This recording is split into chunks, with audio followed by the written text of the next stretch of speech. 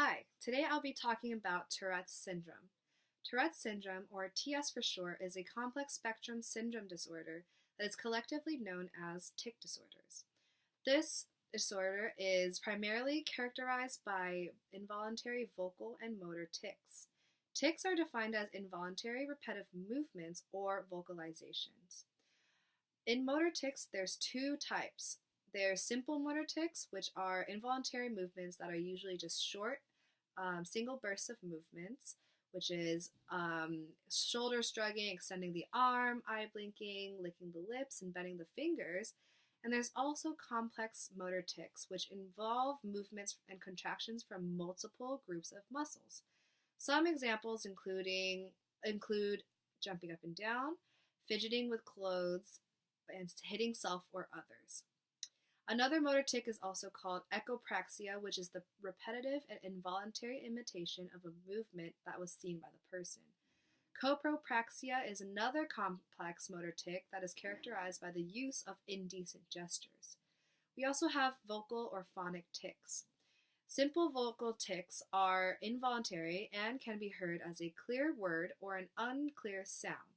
So it could be throat clearing, sniffing, coughing, growling, shouting, and humming. Complex tics usually involve the vocalizations of words like biscuit or oh boy. Coprolalia is an involuntary vocalization of socially unaccepted phrases and words and sounds. Echolalia is defined as the involuntary repetition of sound and words, and palalia is the involuntary repetition of the last sound, word, or phrase that's produced by the person themselves. As for neurological bases, there's no definitive definition of how TS occurs. However, scientists and neurologists have found that it's based in the basal ganglia, which is in charge of inhibition. Inhibition is the process of filtering out behaviors and actions. Now, people with TS have a breakdown in inhibition, which makes it hard for them to control their actions, which is why we hear them bursting out words and acting in a way that is not socially accepted. So yes, the person will automatically perform their thought without filtering it out.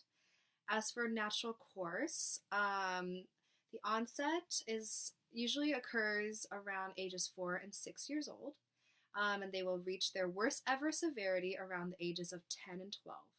Now, children with TS will also experience other conditions like attention deficit disorder or obsessive compulsive disorder.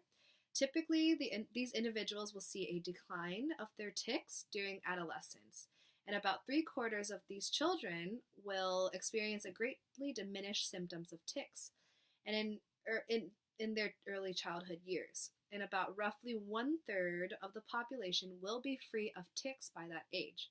However, the comorbid conditions that also occur with TS, like anxiety or depressive disorders and OCD, may still prevail.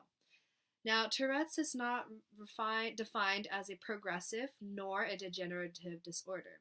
The symptoms of this disorder tend to vary day to day. So on some days, the patient may have a good day, and some other days it might not be so good. For general medication and treatment strategies, generally the tics that are associated in TS are mild, and usually treatment is not required. However, it is very important to educate the individual and his loved ones about TS in order to appropriately provide the support that they need in any type of setting. If the tics do become problematic and they begin to interfere with day-to-day life, there's behavioral treatment as well as medication. An example of a behavioral treatment is called the Comprehensive Behavioral Intervention, also known as CBIT, and this is a non-medicated intervention that helps the client learn to be more aware of their tics and control the urge of wanting to tic. As for SLPs, as we mentioned earlier, we help them with executive functioning and some of the hyperactivity that we see that co-occurs with TS.